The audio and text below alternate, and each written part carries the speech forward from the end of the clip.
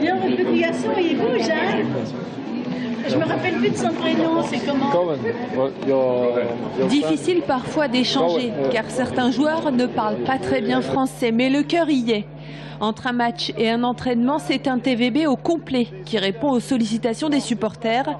Certains sont venus caméra au point pour immortaliser une petite bise ou une photo avec les joueurs. C'est sympa, c'est quand même des joueurs professionnels, ça le rapproche du public et nous, ça nous permet de les voir en vrai.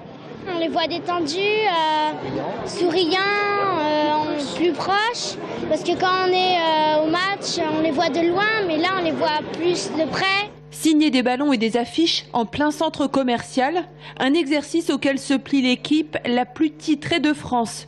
Une dédicace organisée à la demande de cette enseigne d'optique, un partenaire historique du TVB depuis 25 ans, auquel il faut faire plaisir.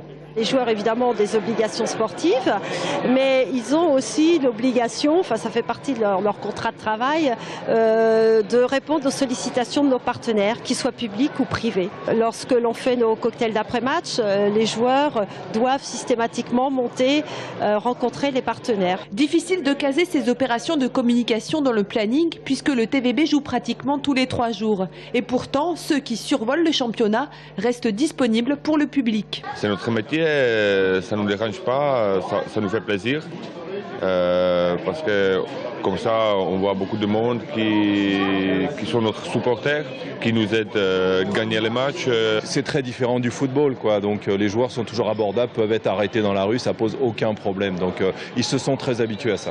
Une disponibilité qui semble payer puisque les soirs de match, la salle Grenon et ses 2000 fauteuils affichent un taux de remplissage de plus de 80%.